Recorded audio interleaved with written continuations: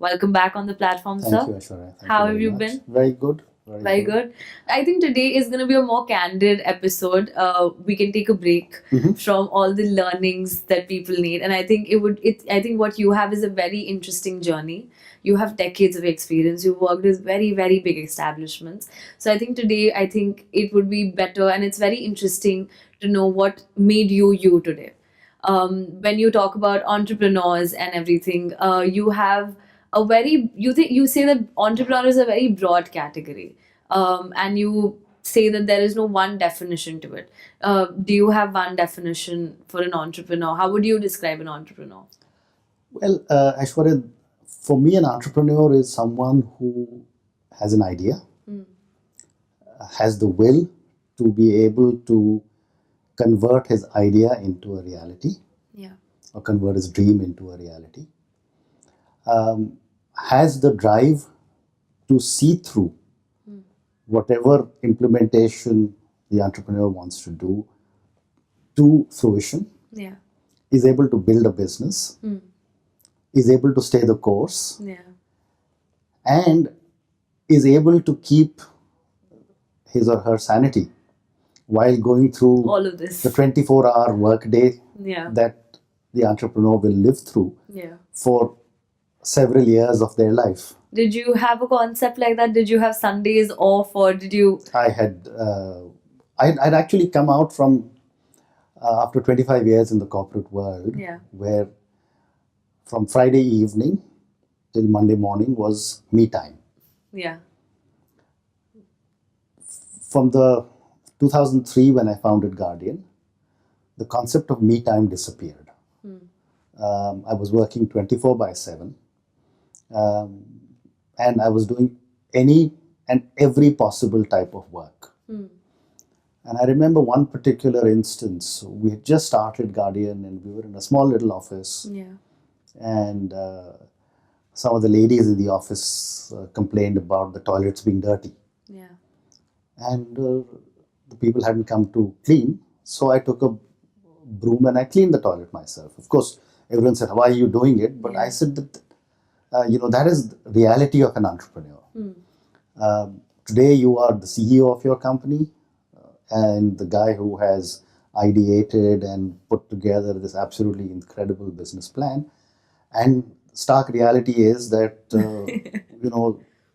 floors have to be cleaned, Errands have to be run. errands have to be run, coffee machines have to work. And in my particular case, since I was in retail, I had to make sure that the shelves of the stores were clean because of the dust. Yeah. And the store floors had to be cleaned. And I remember doing this many times. Many times. You talk about Guardian, and I would touch on those errands a little later, but what made you take the plunge? Why did you finally take the plunge? So I think every one of us at the back of our mind wants to be our own boss. Yeah.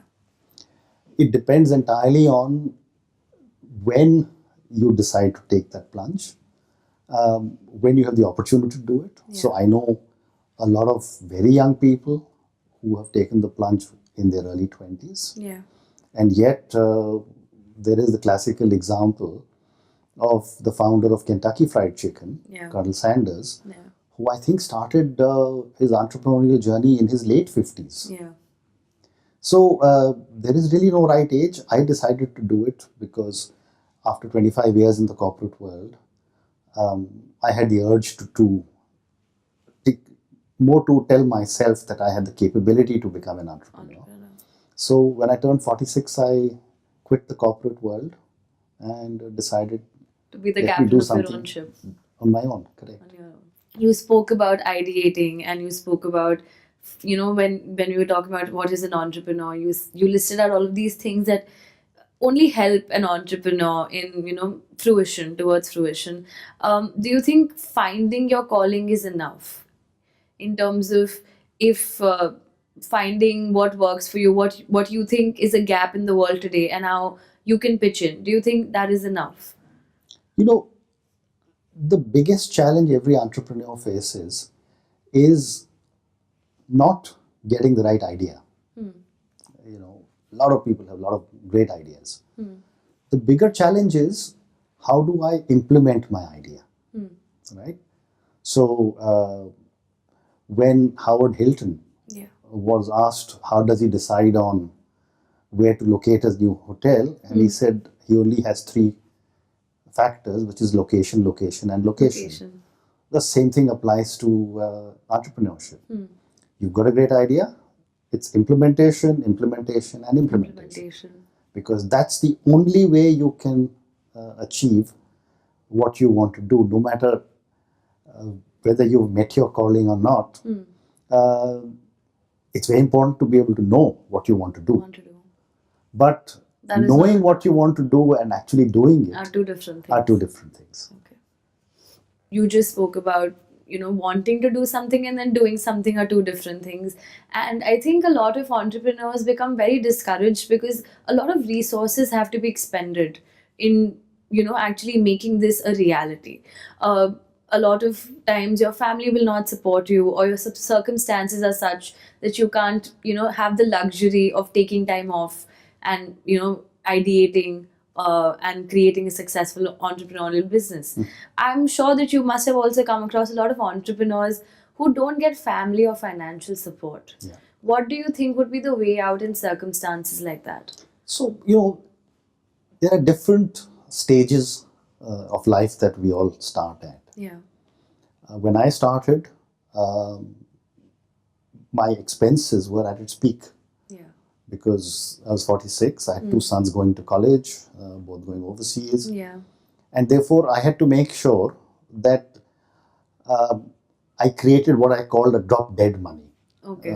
which meant that if tomorrow something happened to me, Yeah.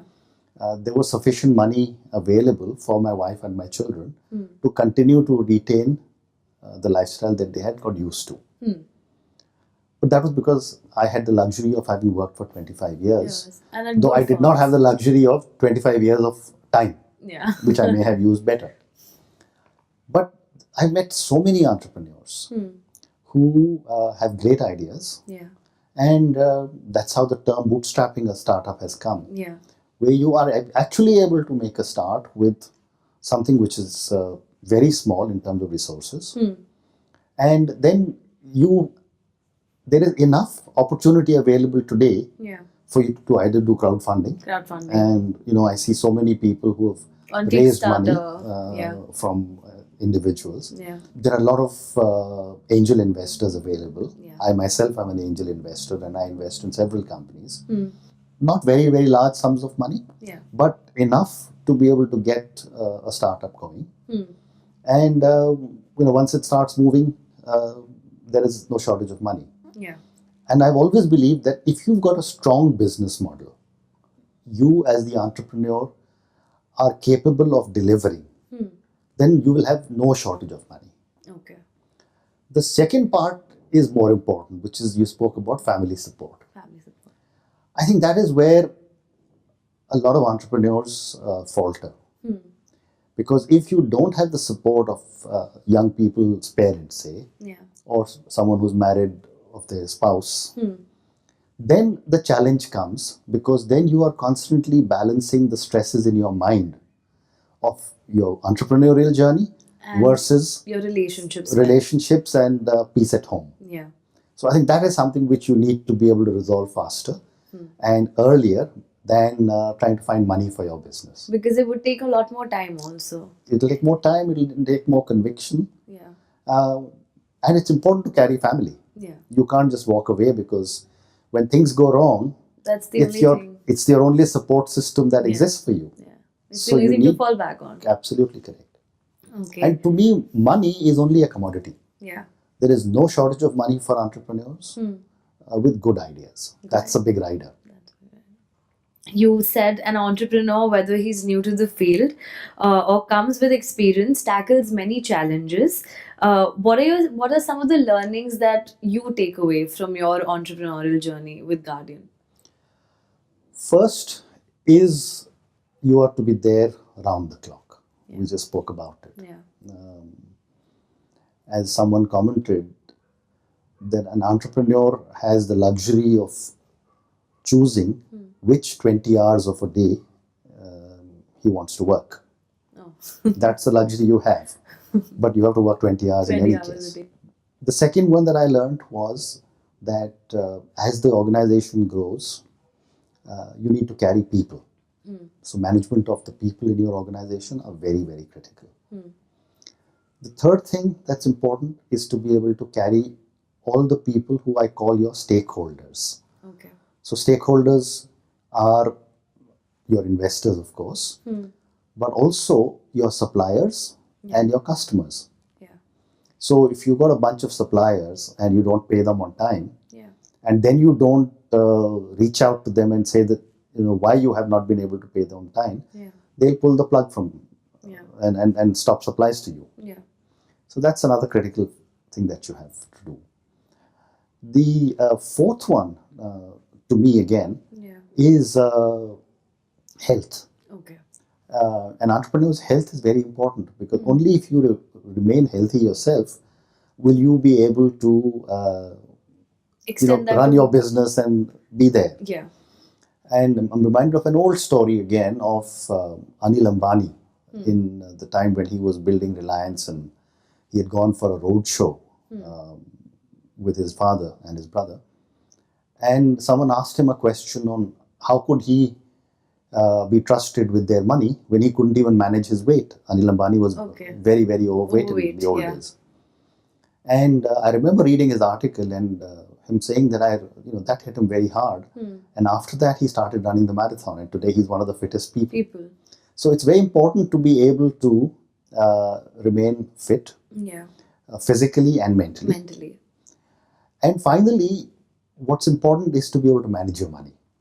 You need to know how much money your business is burning. You need to know how much money your business is going to be earning. And if you're, as most startups, burning more money than you are earning, then you need to figure out a way to keep bridging the gap. Otherwise, you'll combust. Otherwise, you'll go bust. And remember that raising money when you don't have it is far more difficult than raising money when you have it. Yeah. So those are some of the points that I would ask any entrepreneur to consider. You just spoke about health also, and you spoke about the errands. Like I said, I will come back to it. You spoke about how you had to wear too many hats in a day. Do you think lifestyle plays a very big important role in being an entrepreneur? Lifestyle, yes and no. Okay. I mean, I used to tell all of my young colleagues when I used to talk to them that when you come into a retail store, leave two things behind every morning. Number one, take off your watch and leave it by the side of your bed because there's no place for time in a retail store. And the second thing I used to tell them was that take off your ego and hang it on the hook behind your bathroom door because there's no place for ego in business. So therefore, it is important for any entrepreneur or anyone wanting to go down the journey to make sure that irrespective of what their lifestyle may be, you have to blend in with the lifestyle that is needed in your business and needed to identify with the rest of your colleagues. Did you have to make many changes? No. Even when you had to clean the washroom one day, no, it wasn't. It didn't bother me at all because I felt that whatever I was doing for my own entrepreneurial journey and for the venture that I was creating, and therefore that was all that mattered. So if you had to pitch in any way, you would have nonetheless. And as an entrepreneur, remember that it used to hurt a lot when we were at almost 1,000 people in the company. I used to be amongst the last people to leave, and I would patiently go around switching off air conditioners, switching off lights, only because I felt that it was money that was being wasted. Right? Because someone hadn't bothered to switch off all these. So, yes, you have to be able to handle anything that comes your way. Do you think for an individual, when undertaking an entrepreneurial venture, is it more important to have a fully detailed plan work or follow their gut? To me, when someone says that this is my gut feeling is really an extract of a lot of experience. Yeah, or perception. or perceptions. Yeah. You know, that very often you say that, you know, my gut feel says that something dramatic will happen in my business today. That's because you've, in your own mind, collated a whole lot of probabilities and said, this is what I expect will happen. Yeah. Right? So I think gut feeling is an important part for any entrepreneur. As far as a business plan is concerned, I think every entrepreneur must write out a broad framework of what they want to be able to achieve. Obviously, you can't foretell all the Things that are going to come your problems way. that will come your way and all the opportunities that will come your way. But you must have a broad parameter or a framework for the direction that you wish to go down on. So, again, staying with my own example, if I had, I decided I want to build a pharmacy business Okay. with nutrition. Yeah. And if I suddenly started to say that, oh, I want to start selling sandwiches because I have retail stores, It's contradictory. it is contradictory to what my plan is. Yeah. And it would have destroyed the entire plan that I wanted to go down on. Yeah. So therefore, consistency is important, and staying within the framework of your business plan is important. What did your business plan look like when you were thinking of starting Arjun? So the first line of my business plan Yeah. that I wrote was build Boots in India. Okay. Boots, you may know, is England's largest pharmacy chain. Yeah. Like a And drugstore. Like a drugstore. Yeah. Right? And in America, the two big ones are Walgreens and CVS. And Target also. And Target is there. Yeah. And of course, there's Rite Aid. Yeah. But the two biggest ones are Walgreens yeah. and CVS. Yeah. And since I had been to the UK many times because of my earlier jobs, my first one was build Boots in India. Yeah. And I used to go and stand in Boots stores in London for hours at a time. Yeah. I got to know most of the top leadership there. And I said, why can I not create something similar? And therefore, the look and feel of all the large stores of Guardian were actually based on the design concepts that I learned in the UK. Yeah. And what was the second step after building Boots? Well, the second one was to get a small 300 square foot store Yeah. and actually start running it. Yeah. So I remember standing in the store Yeah. for at least the first 2-3 months, sometimes behind the counter. I'm not a trained pharmacist, but we had pharmacists employed. Yeah. But I was learning the business. So I would stand behind the counter, make the sale, cut the bills, Yeah. learn the systems. So it was a process that we went through. And even at later dates, what was most satisfying was to be in store. Yeah. Rather than sit in the head office. And deal with paper. On a concluding note, what are your highlights? When you look back on your journey, do certain moments stand out to you in all the things that you have overcome or when creating the successful Guardian Pharmaceuticals today? I think there are some interesting milestones that we went through. Yeah. The first one was really when we opened our first store. Yeah. Because that itself was very important. And that first store, I used to visit, at least once a week. Okay.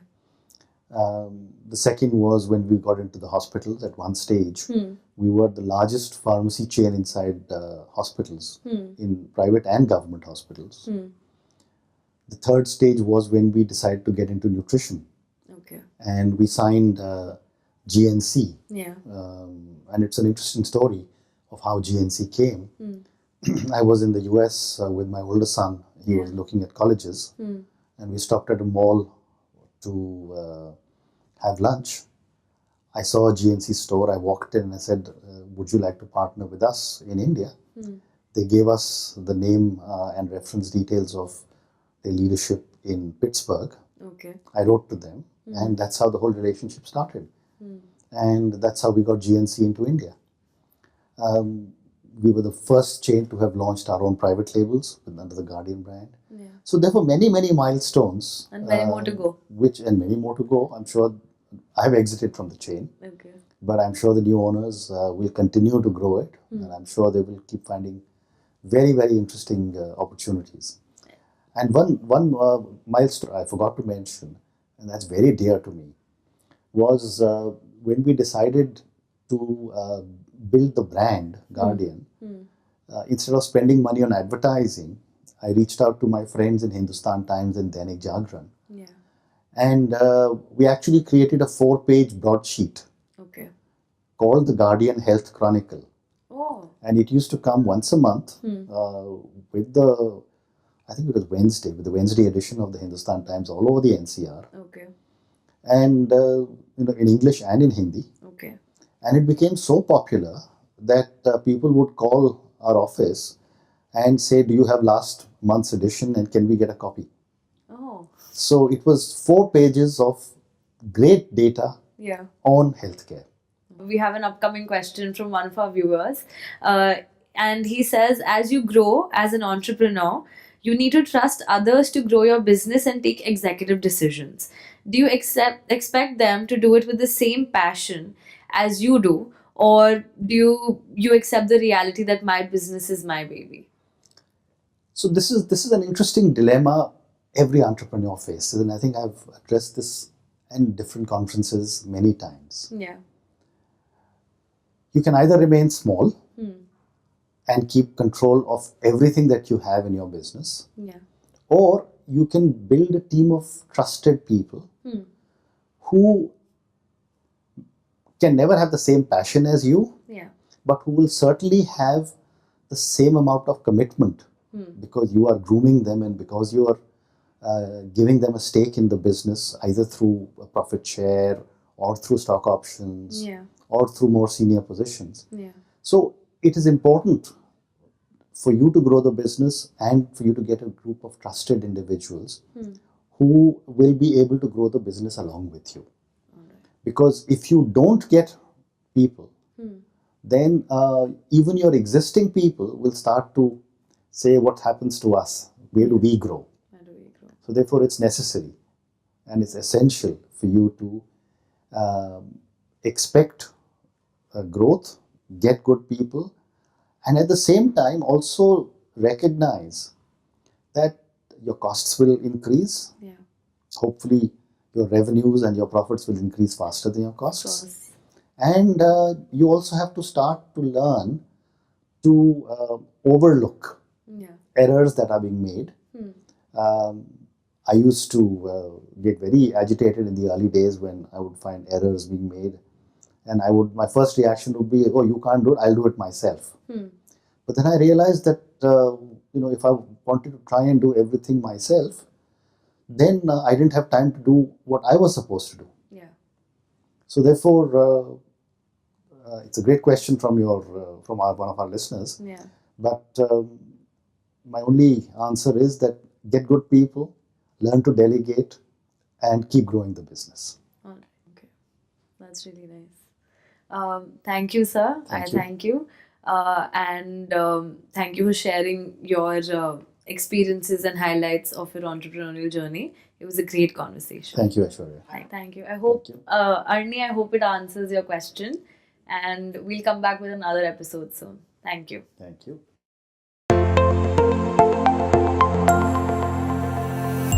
Thank you for listening to the Brand Called You podcast.